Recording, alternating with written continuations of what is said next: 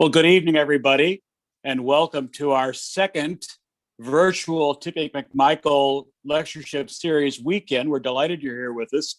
I wish we were in our parish hall at St. Matthew or St. Paul's Church, where we could have a snack and a beverage and enjoy the Tippy event as we normally do. But we're so delighted that you're with us for the evening with the Reverend Nancy Frausto. My name is David Jolliffe. I'm the chair of the Tippy McMichael Committee. And I thought might take just a second before we begin to let you know who Tippy McMichael was and why we do what we do with the lectureship series. Clifton Reed Tippy McMichael is a lifelong member of St. Paul's Episcopal Church in Fayetteville.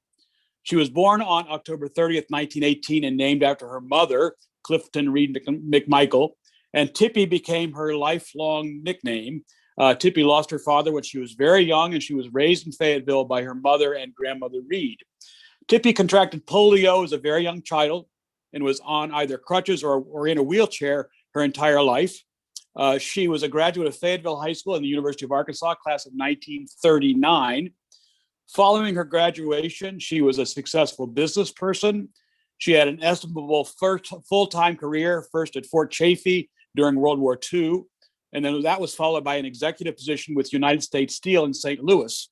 She retired to Houston, Texas, but upon the death of her closest remaining relative, she moved back to Fayetteville, where she lived until her death on August 11th, 1997, at the age of 78.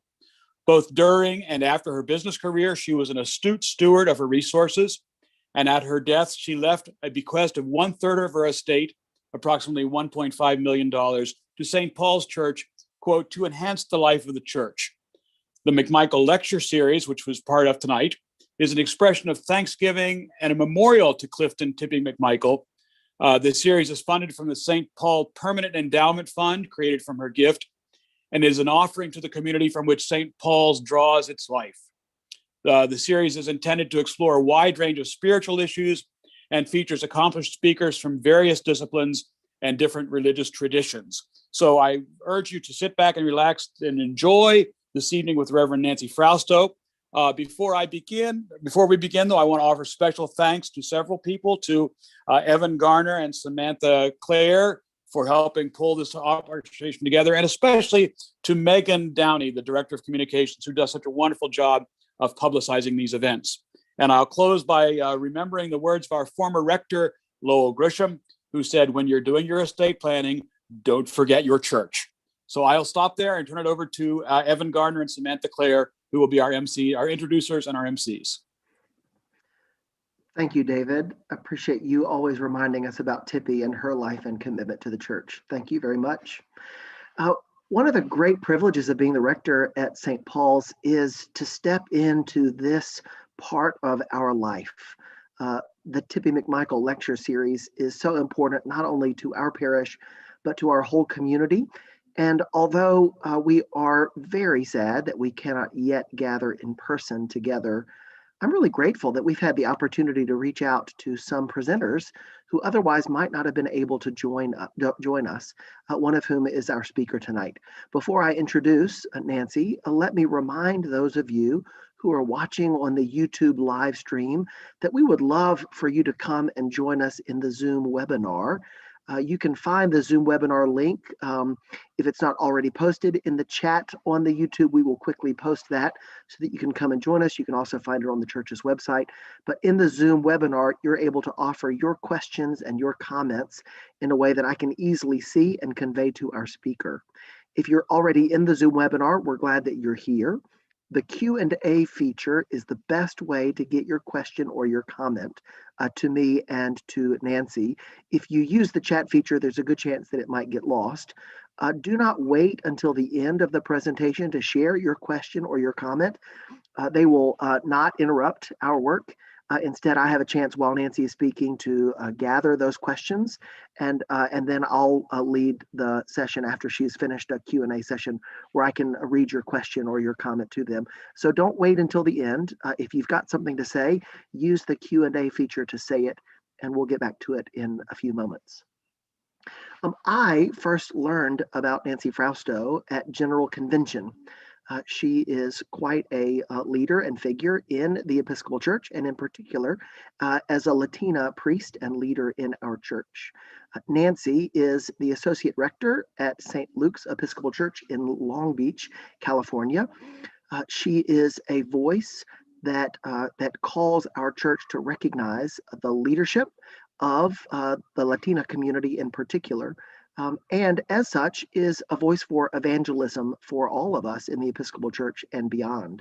Nancy serves as an advisor, an evangelism advisor to the presiding bishop's office on evangelism, and she is a dreamer, a DACA recipient, and the first and so far only a DACA recipient to be a priest in the Episcopal Church. She hails from the Diocese of Los Angeles, where she is the first woman, the first Latina, to be raised from a Spanish-speaking congregation to pursue ordination. She has chosen as her topic for today and tomorrow, back to the basics. What does it mean to be the church in a post-pandemic time? And I am really excited to hear again from Nancy. Nancy, we're glad that you're with us, and I'll turn it over to you, and then I'll come back when it's time for questions. Thank you for being with us. Thank you so much for the invitation. Hello, everyone. Greetings from sunny Los Angeles, California. I am so honored to be with all of you as we dive into this topic of being the church. So before we start, let me just say that personally, I prefer conversations over lectures, but in our pandemic reality, Zoom makes this super difficult, and it's hard for us to engage. So I propose, as even said, put all your questions, all your thoughts, all your comments in the Q&A. There will definitely be time for us to dive deeper, because this is going to be, I think it's going to be a hard topic for some. It's a hard topic for me as a priest in this church. How do we think about what the church is called to be after this quite intense 13 months? So this conversation is all about going back to basics, and it will touch on a multitude of subtopics. Tonight, we will spend some time covering what the church has been pre-pandemic, and my hope is that we will only spend a little bit of time there because we all know what the church has been. Secondly, we will talk about what the church was pushed into being as we were thrown into the deep end of the pandemic pool. And finally, and I hope this is where we can spend the most time and there can be the most engagement through the comments and questions. I want to talk about what the church is being invited into becoming as we start to emerge from this pandemic. So some of the questions that will come up will be, how should the church look at evangelism? How do we work towards becoming a beloved community? How do we engage in difficult conversations in a time of division? How do we proclaim the good news and live out our baptismal vows of fighting for justice and dignity for every human being? How do we talk the talk and walk the walk? And for me, the most important question will be, how do we not give into the temptation of going back to what was comfortable? So tonight we will have a broader look at the church. Tomorrow morning, my hope is to bring it to the local level and talk about the ways that we tell the story of how Jesus is moving and transforming our lives. The story of where the Spirit is leading St. Paul's in this moment, and how each one of you, is called to be good news in a troubled world. So let's get started. I should warn you before I start though that sometimes I become really passionate about a subject and I say things that have been known to raise an eyebrow or two. If at any time I say something that you are uncomfortable with, or it just rubs you the wrong way, I invite you to write it down and engage in conversation with me about it. We don't have to agree, but as people of faith, we have to do our best to be in relationship with one another, even when we don't see eye to eye. So you all have been warned, and true to my nature, I will say the first thing that might raise an eyebrow. So here it goes. Before the pandemic, a good number of churches had given up on being church. Okay. Let me give you a moment to stay with that. Before the pandemic, there was a number of churches who had just given up, and they were no longer church. Instead, they had become segregated social clubs with beautiful choreographed liturgy and concert-like music. Mainline churches have been in decline for decades. One of the reasons churches have been in this decline is not because people have suddenly stopped believing in God. People stopped going to church because they have been disappointed and hurt by those who proclaim to believe and follow Jesus, by those who use sacred texts to discriminate against those who do not fit their idea of who people should be. How y'all feeling about that? Another reason the church lost its appeal is because it became utterly disconnected from people's lives. Religious institutions who refuse to comment on social issues affecting their communities, affecting the world around them, are willingly shutting their eyes and turning their backs on those with whom Jesus has called us to stand with. Why would anyone want to be associated with hypocritical institutions that ignore the cries of the poor, of the widow, of the orphaned, and of the prisoners? Now, I'm sure Matthew chapter 25 has something to say about that. There's this whole, for I was hungry and you gave me no food. I was thirsty and you gave me nothing to drink. I was a stranger and you did not welcome me. Naked and you did not give me clothing, sick and in prison and you did not visit me. Truly I tell you, just as you did not do it to one of the least of these, you did not do it to me. When churches care more about the comfort of the privileged than the lives of the oppressed, they cease to be church. Michael Ray Matthews, the Deputy Director for Faith and Action, writes, "Will we be chaplains to the empire or prophets of the resistance?" Now, don't get me wrong. Some people have a true calling to be chaplains, and we need chaplains. We really do. What we do not need is chaplains who take care of systems and institutions that are actively hurting God's beloved children. Before the pandemic, religious institutions, for the most part, they were comfortable. They did their thing, Sunday liturgy, talked about Jesus once in a while. Then March 15, 2020, pushed all of us into a dark and deep ocean of despair with no life jackets. The first months of the pandemic, actually the first weeks, if I really go back, the first weeks of the pandemic after we got over the shock,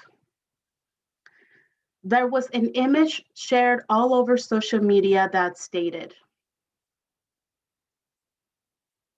The building may be closed, but the churches are open. They're alive and well. I love that image. As we enter into the 13th month of the pandemic, I look back and I see how those first weeks, they were our wake-up call. There was no more being comfortable. We had to rethink and reevaluate what our priorities as a faith community would be. Clergy had to be creative and had to think of new ways on how worship would happen and how we would be present and care for one another when we couldn't touch or even be in the same room. There was so much fear. So we had to go back to the basics, to the first Christians, to home, church, and storytelling. Church was no longer a social gathering of traditional liturgy. It was all about the sacred space we made in our own homes to pray and to be with one another through screens. It was about being present with one another, even though we were miles apart. Churches who treated this time as an opportunity to try new things found that the people were the church. I know we always said that. We always said it, but I guarantee you most of us didn't truly believe it. It was not until those first months of the pandemic where it truly felt real. The people are the church. Now, those places and people that were fearful to try anything that was different, they fell deeper into despair. This is no judgment on anyone, but we can see that when we lead with fear, it hinders us from truly becoming beacons of hope. But leading with curiosity, it opens us up to follow the Spirit into places we could have never imagined. Have you checked out Facebook on Sunday morning? Who could have imagined that there would be so much church happening, so much worship, so much praising, such creativity? The church, we were so not even thinking about being the church in social media, but we had to do it. That's where the Spirit was leading us. That's where people were. That's where we had to go. And majority of churches, some of them have the ability, the cameras, the manpower to do amazing things.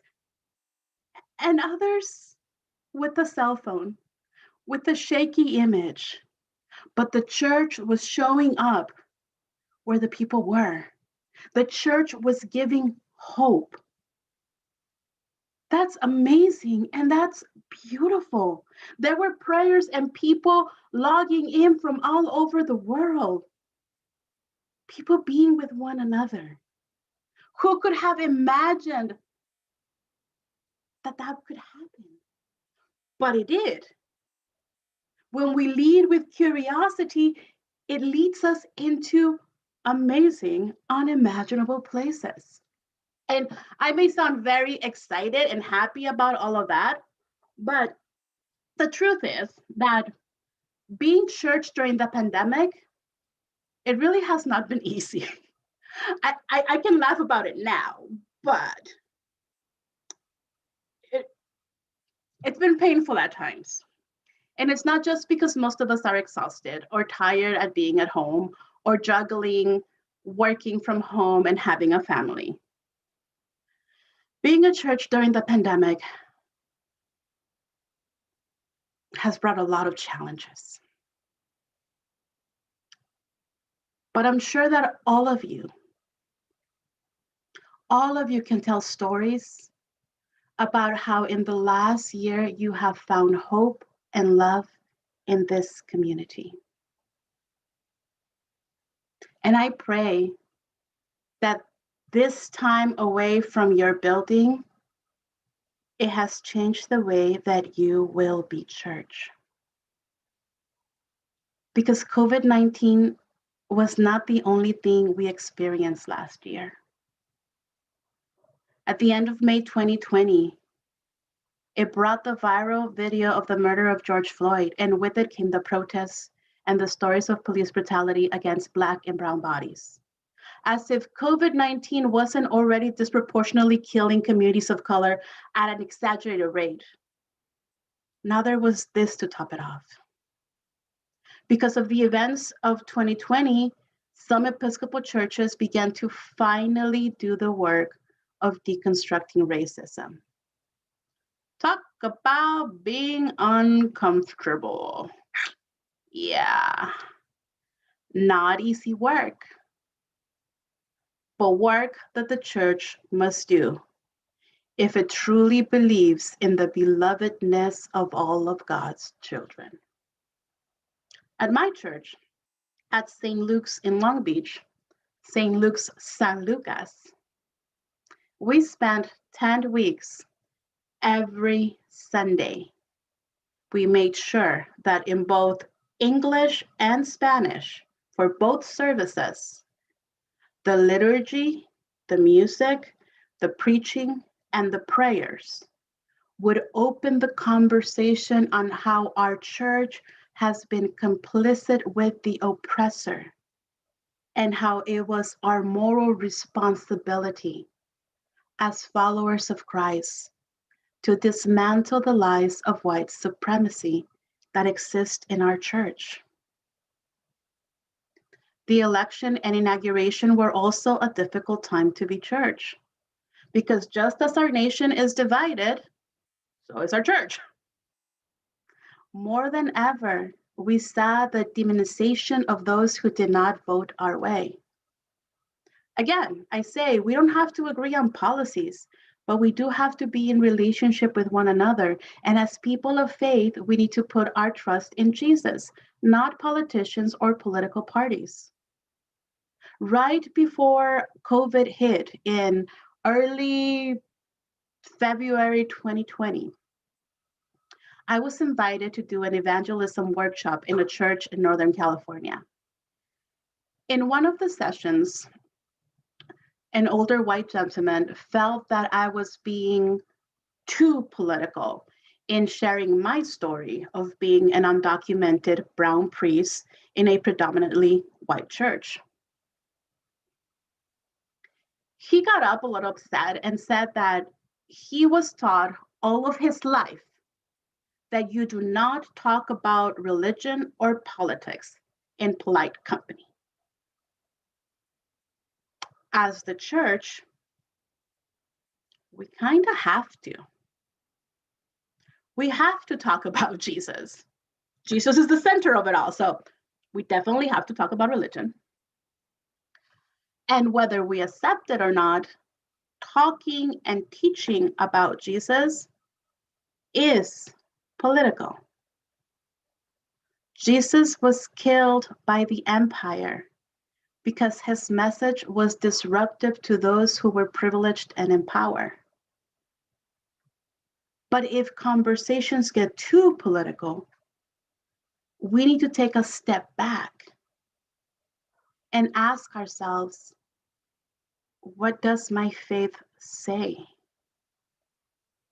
As Episcopalians, we need to ask ourselves in everything that we do, am I living out my baptismal vows? Now, while I agree, and I do, I agree that the church and politics should not mix, they do. As citizens with the power to vote, people of faith must vote faithfully and prayerfully, making sure that we keep elected officials accountable. So whether we like it or not, churches need to engage difficult conversations of race, of politics, and of deconstructing systems that have been benefiting some while actively healing others. Which brings me to the post-pandemic church. Now, who are we called to be? I can tell you one thing. We are not called to be the church we were before the pandemic.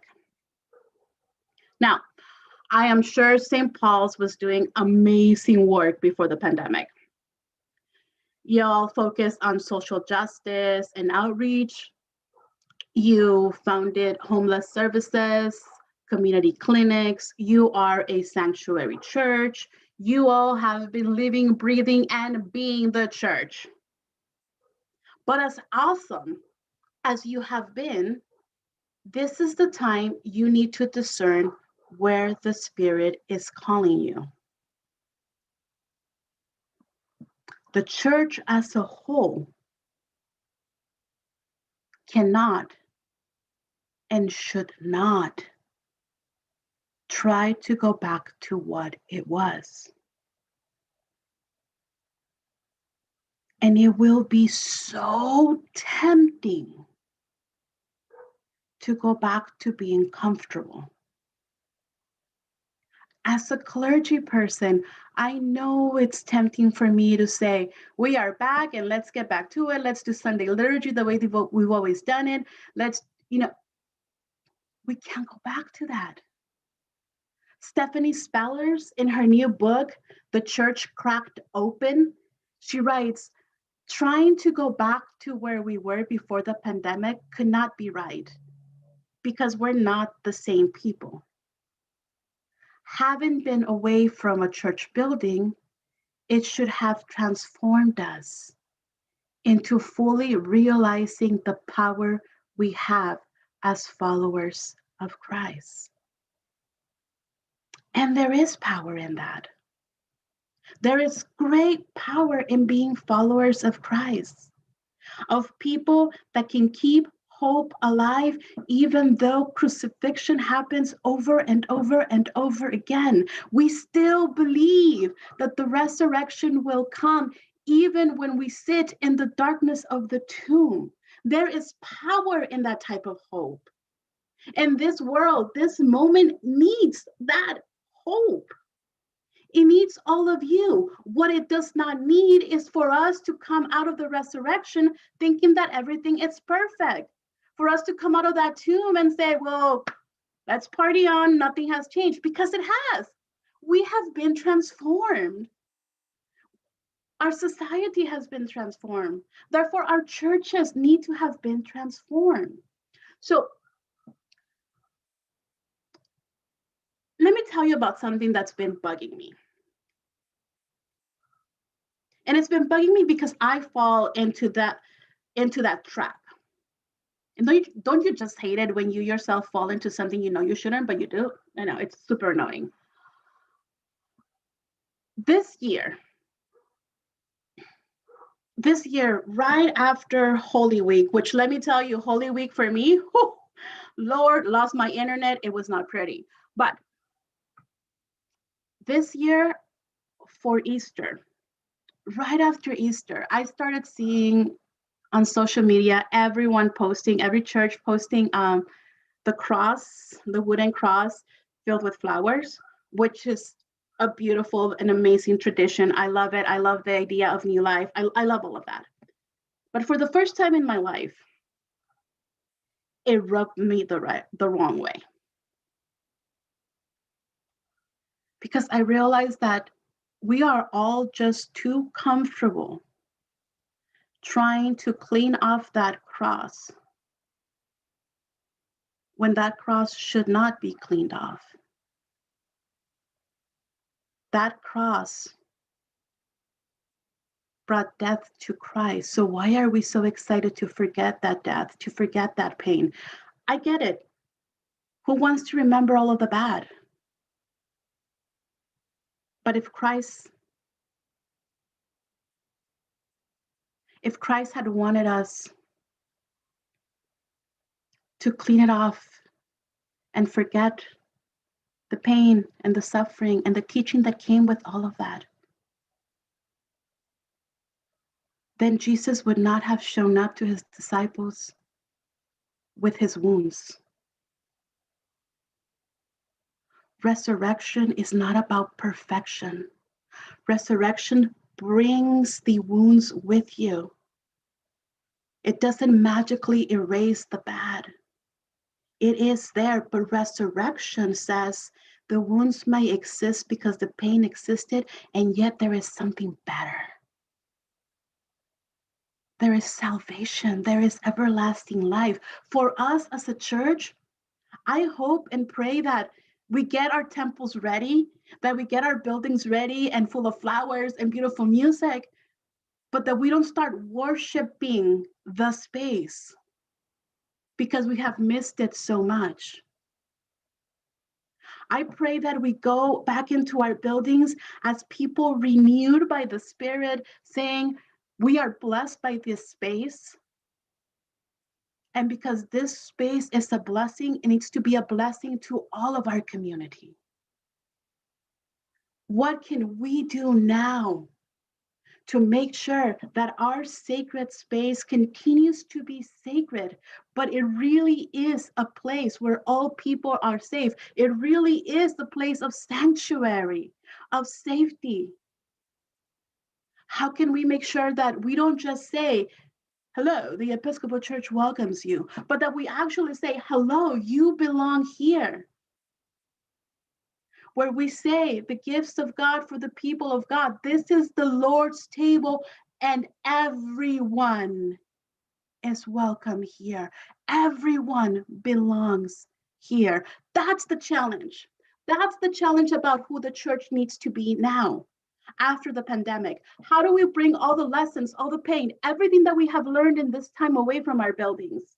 How do we bring those tough conversations? How do we not ignore the pain of the past? How do we learn from the mistakes that we have made? And how do we transform our church to be the church of the resurrection, the church of hope, the church that Jesus called his first disciples to be, a church unafraid to bust open the doors and go out to proclaim the good news? Woo! I got a little tired there, my friends. But doesn't that just fill you with energy? It's not going to be easy work, but none of this is. But if we do it right, can you imagine how our hearts will be completely broken open to receive God's love and to give God's love?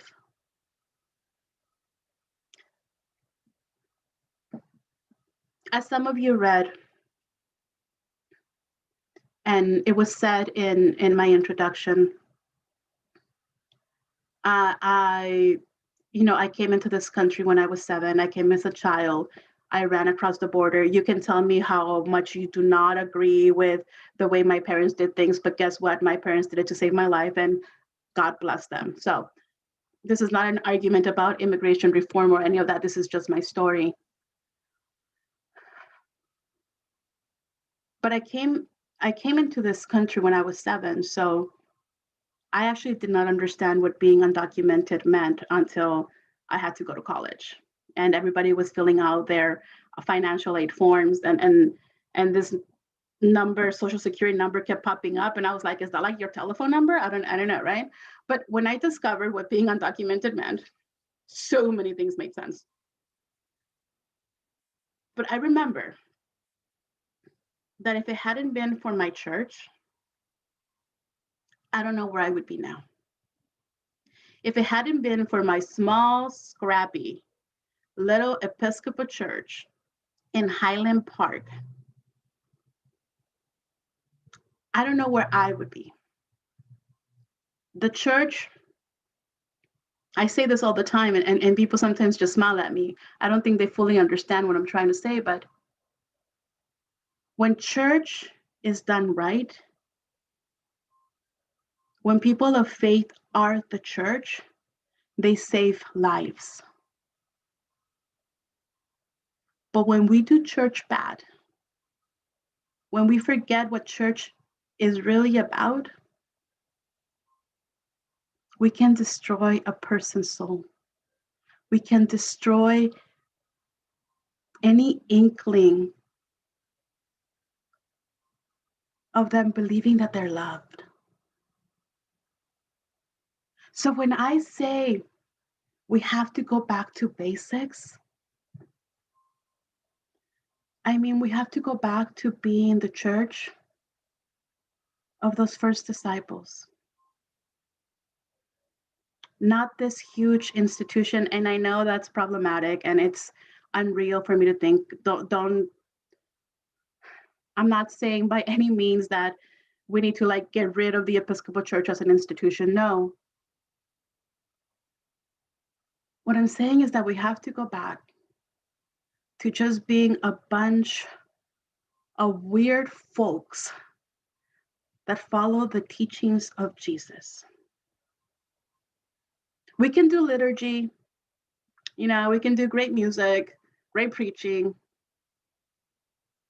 But if that is not transforming our hearts to go out into the world to do good, to be the church, to be the body of Christ, there is no point for that place to stay open.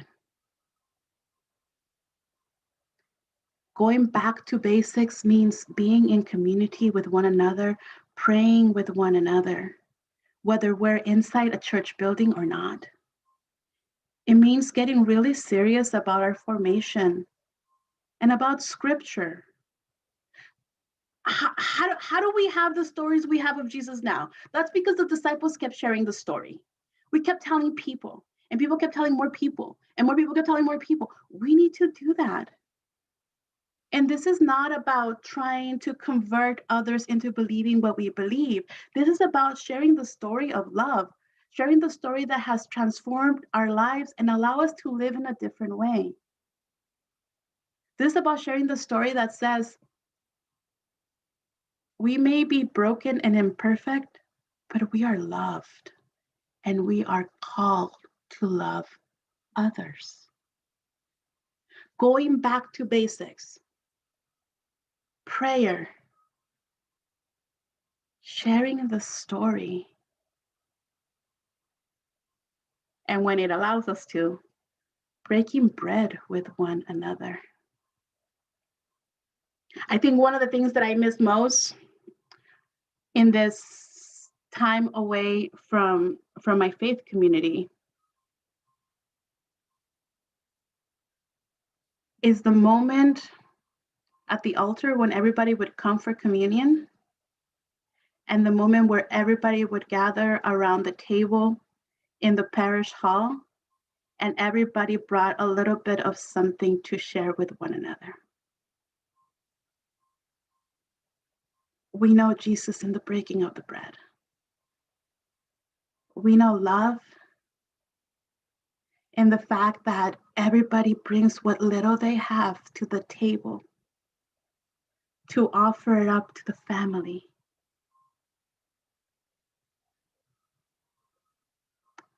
We gotta go back to the basics. And we gotta make sure that in everything that we do,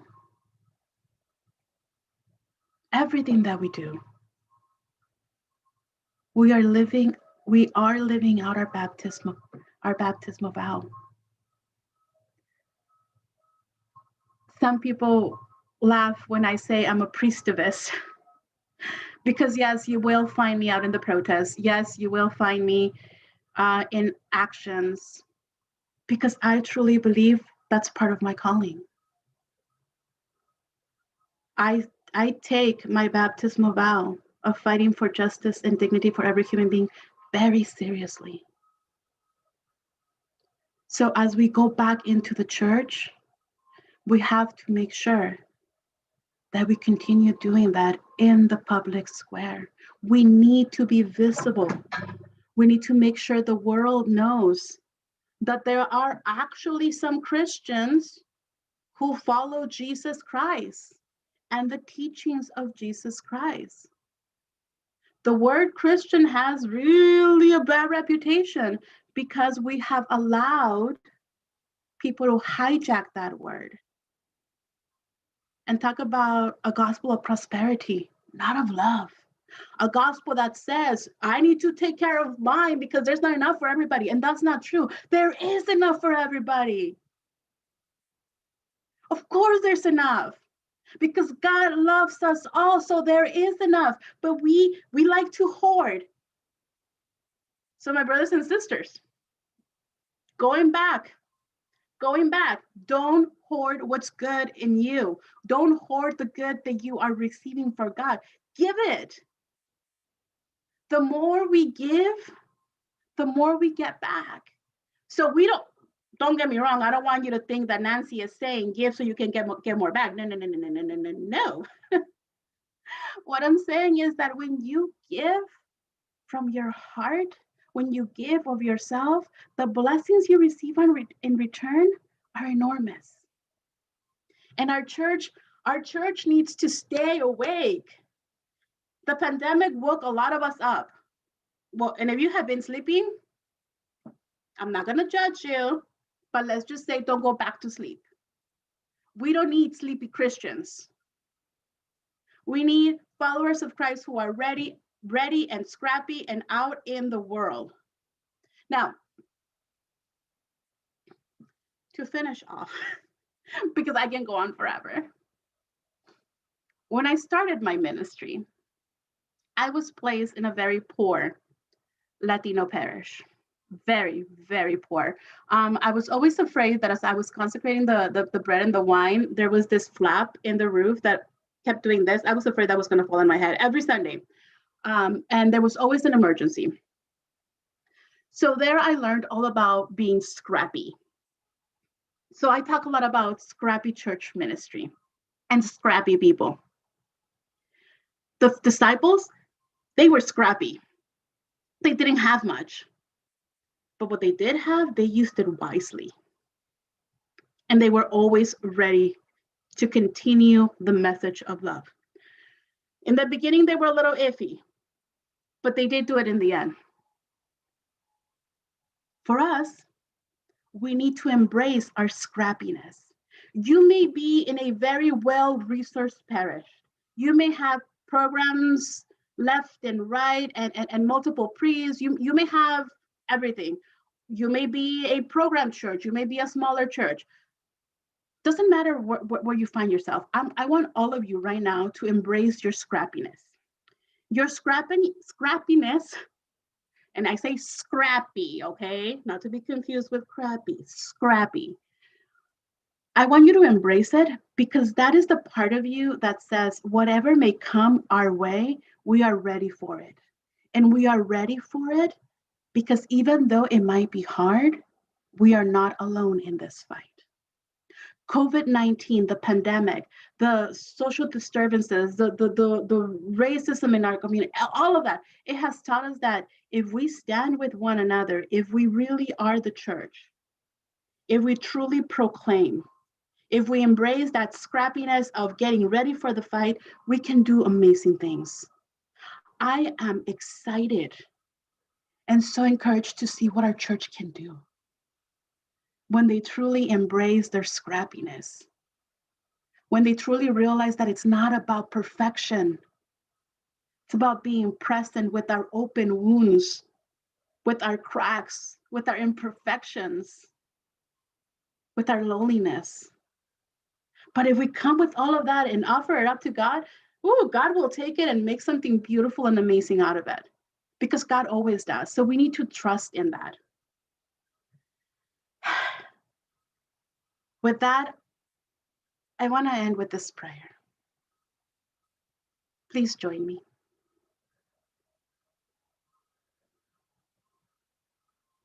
God of love, God of prophets, of agitators, God of scrappiness. We have had quite a year that has pushed us into places we did not want to be. But you never left our side. Gracious God, help us to move forward, to take this church back to the basics of just following you, of being unafraid to speak the truth, of living the lessons that Jesus left for us. Gracious God, show us the way. And as we do this, may we learn to laugh, to dance, and to love as you love us. Amen.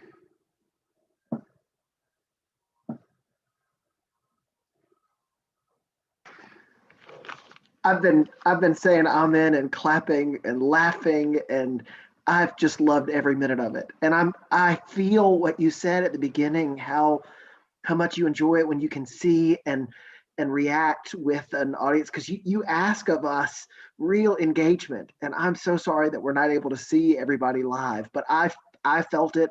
The people in my house felt it. I've been texting with a couple of people. We felt it. Thank you, Nancy. That's the gospel. That's the gospel. Thank you. Oh, well, let me remind those of you watching, the Q&A feature is the place to share your questions or your comments.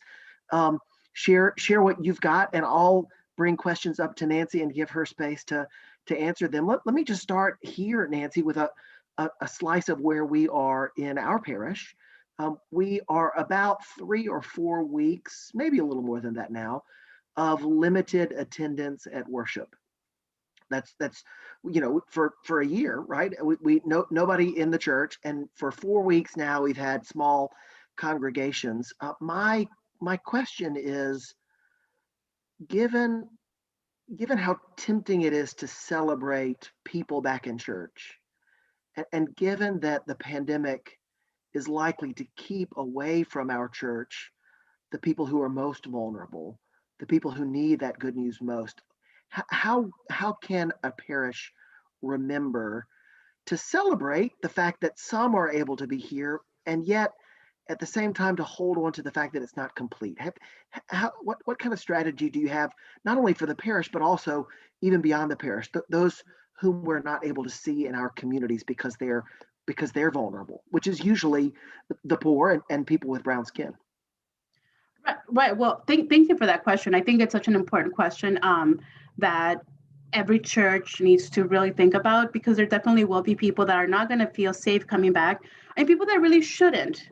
And when we celebrate, I think in the way that we do when we do our prayers. So, okay, a lot of really, like, what's the word I'm looking for? People that love the BCP sometimes get mad at me because I say we have to be more creative with our liturgy. Don't get mad. Don't close the Zoom yet. Listen to me. I think this year has taught us that we don't have to break every single rule of the Book of Common Prayer, but we can be a little bit more flexible. So in our liturgy, we can invite those prayers and those moments where we acknowledge that there is joy and still there are people missing in the table. And that goes, one of the things that I've been thinking about, as not this Sunday, the following Sunday is when we will start to meet for my Spanish service, which, if you know Latinos, trying to get them not to give the peace and hug or sing out loud is going to be very difficult, so pray for me. But one of the things that I'm thinking about, as what we say is, the gifts of God for the people of God, this is the Lord's table, and all are welcome here. So I'm going to add a little part in that. This is the Lord's table, and all are welcome here. And in this moment, we think about all those who cannot be here with us this moment. And if you have people in your parish, say their names, bring them to that table with you. And this may make church a little bit longer, but it is more powerful. And it's not just about the prayers of the people, it's throughout the whole service. How do we remember those who could not physically be there with us? And it's good practice for when everybody can be with us. How are we still making room and remembering those that are not there with us because of whatever limitation?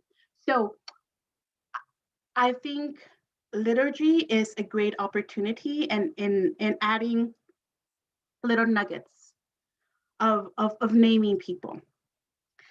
I know that a lot of Episcopalians don't like church to go like over a certain amount of time. That's why we don't like announcements or sermons that are too long. But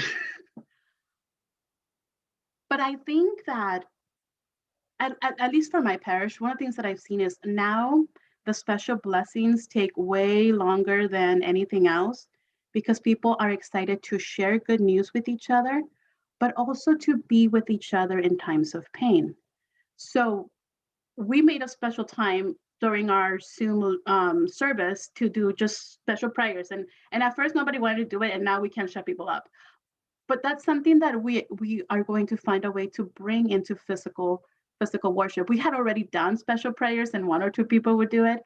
But now I know that that's going to be a time, a sacred time of being one another in our celebrations and in our pain. I hope that answered your question. Yeah, thank you. That's especially the invitation to special blessings is helpful because so often in churches like ours, the only people who are allowed to say something are people who look like me or people who wrote prayers to go in the prayer book who were largely people who look like me. And what an opportunity to allow other individuals to share their story, to share our story from voices and experiences that aren't just those of us up front. Yeah. Huh. How does the message of hope sound in a post-pandemic world? And you invite us to think about what does it mean to share good news and to share good news of hope. How have you found yourself talking about hope differently as we've made our way through the pandemic? So I will be honest with you. I am really good at being a little bit hopeless. There's this amazing Latino ethicist, Miguel de la Torre, who wrote a book called Dwelling in Hopelessness. And essentially what he's writing is that there's no point in hoping because hoping is for the privileged. Like those of us that have been oppressed know that there's no winning. That doesn't mean we won't fight. That doesn't mean that we won't go on. But it's like, like whatever. Like you can hope. And some there are days when I agree with him because it just feels really hard. And then there are days when I see the hope of the most vulnerable people in my parish, and they are in the worst possible situations. And they still manage to look up and smile and say, it's okay. I will be okay. To me, that's a huge reminder of what hope is, of not knowing how you will be okay, not having a solution, but clinging to that I will be okay. And it's the I will be okay because God is here with me. God is not some distant, bearded dude up in the sky.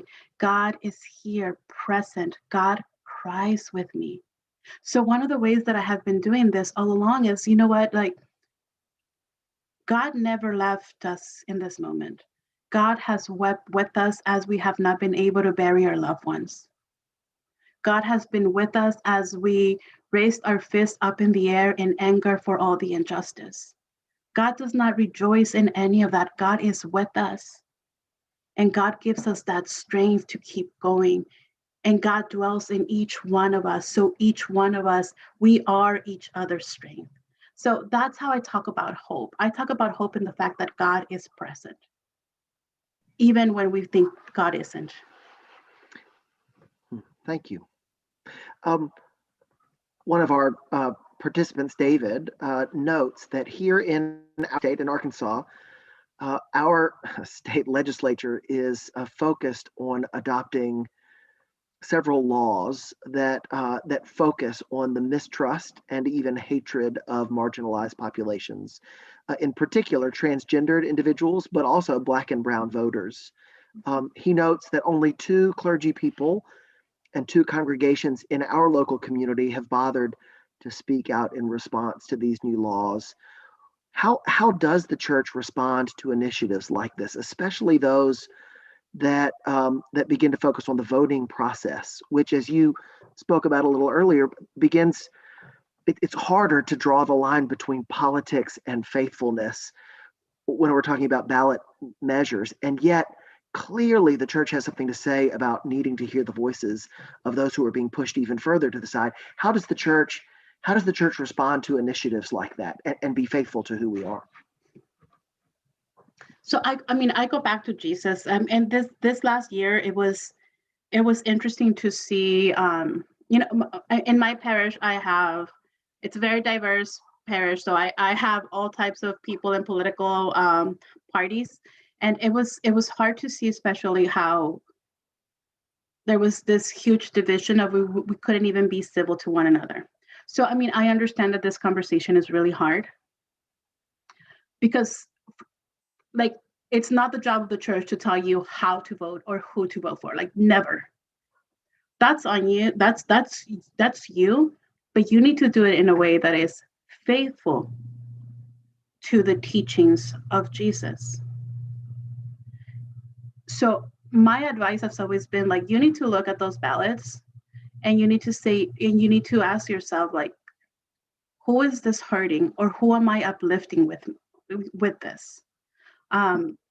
Because I'm a DACA recipient, I am not eligible to vote. So hopefully one day legislation will happen that I will be able to become a citizen and vote. But there is a huge responsibility and privilege in being able to vote. And as a church, we need to voice that, say there is a huge responsibility and privilege in this. And pray about it. Pray about each policy, and see how it fits on what you believe and who you believe God to be, and how you are using the gifts that God has given you to either hurt or help someone. But it's hard, especially in this time, because there's so much political division. I also think it's hard because I don't see as many people.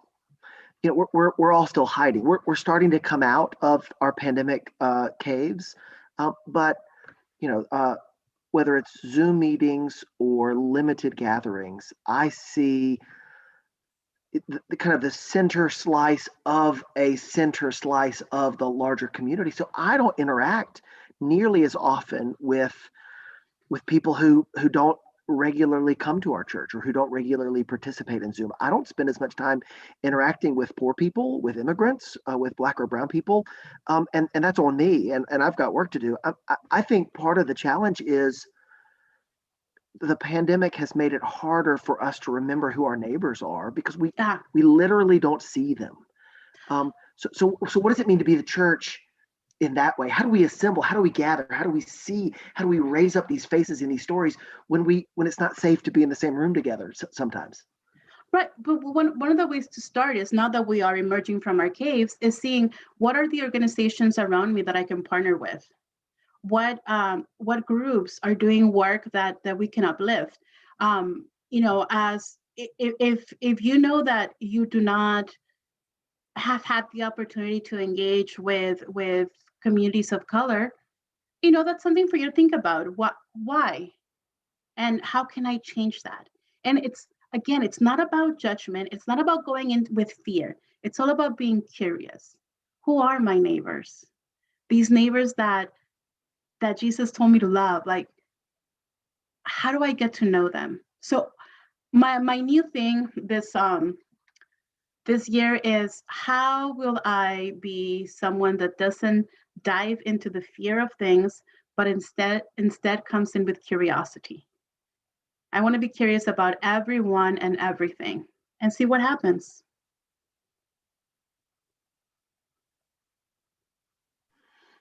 I love that. I love that curiosity. I've written that down, and I love so often it feels like the opposite of fear is faith. And maybe that's where that curiosity leads, but just that curiosity, not even confidence, just curiosity. Such a gentle invitation. Thank you. Um, so what is the pandemic? What's the pandemic giving us the excuse to do differently? And in particular, how is the pandemic giving us permission to allocate our resources differently? Our income changed substantially, but even more profoundly, our expenses changed. Right? We did less stuff.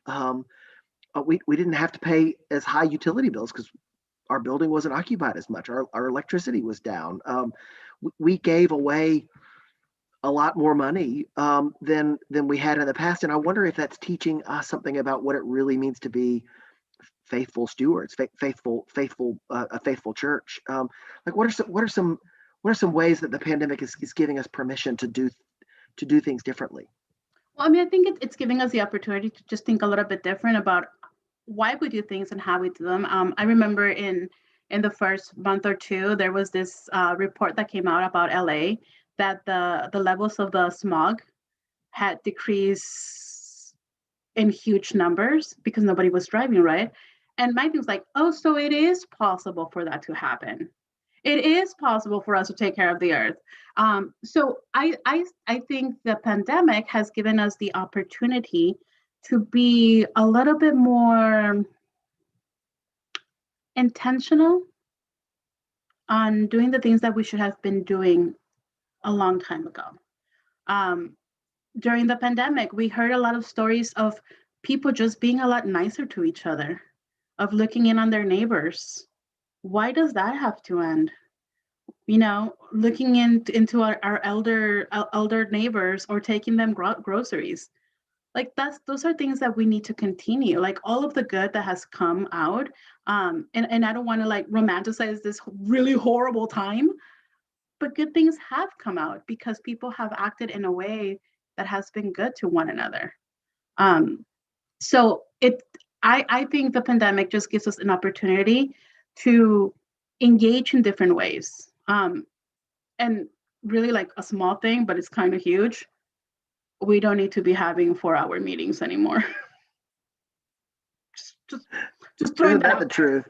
Yeah, thank you. Well, I've got one or two more questions here, but and as we're winding down, if you're watching on the Zoom webinar, don't forget to share your questions or comments on the Q&A feature. I've got one person who quotes, "Resurrection is not about perfection," with just a big heart, just loves that invitation.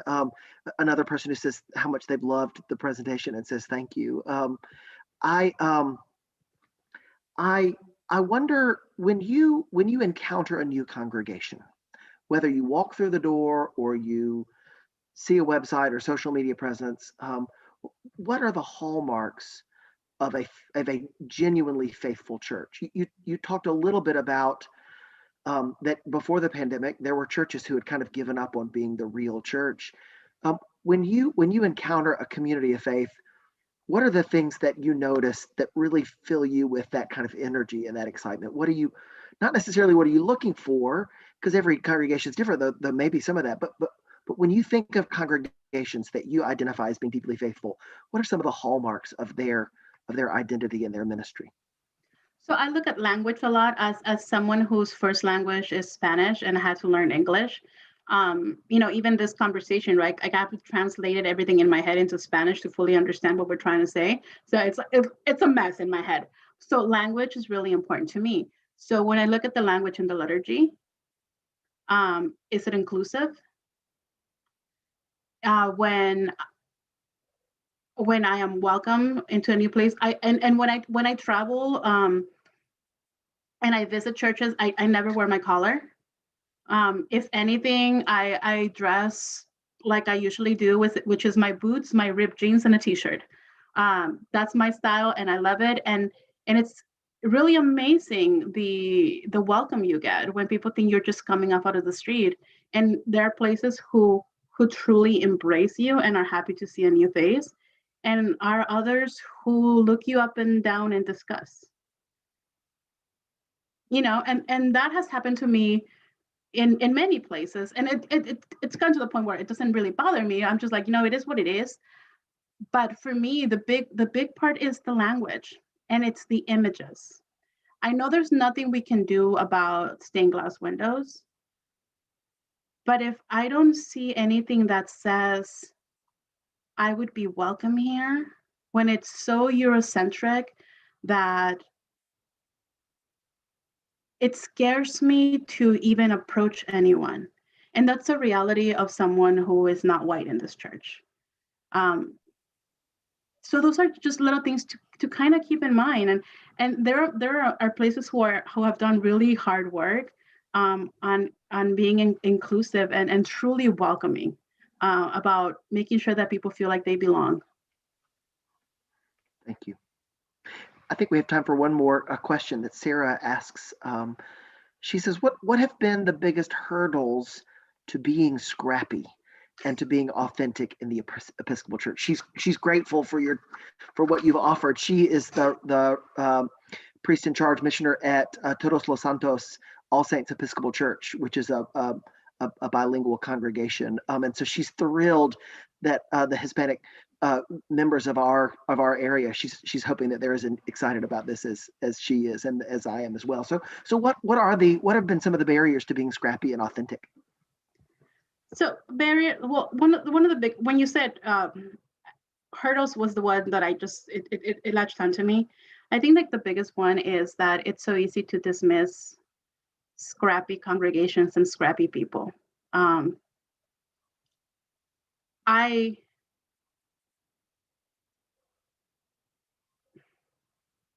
I truly, truly love a lot of things about the Episcopal Church, and there's a lot of things that are really painful. And the truth is that our church is super elitist. And when, we come in scrappy and authentic and ourselves, but are made to feel like you're not worthy of sitting at our table because you don't measure up.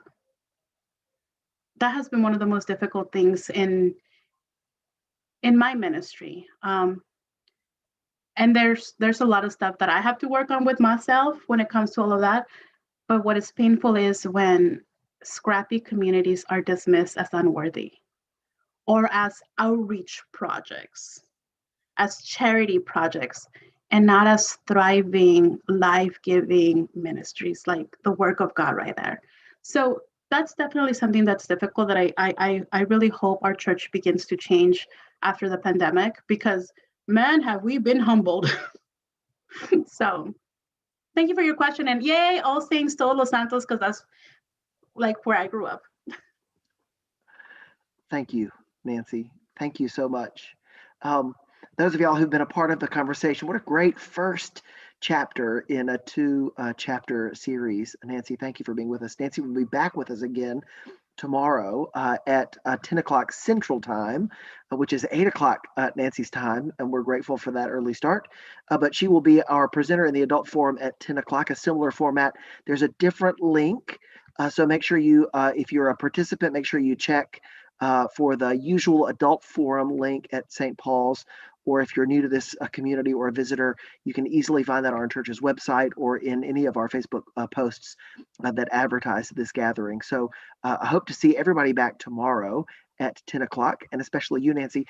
Thank you so much for your gift to me and to our community. What a gift. Thank you. And I can't wait to spend another hour with you tomorrow.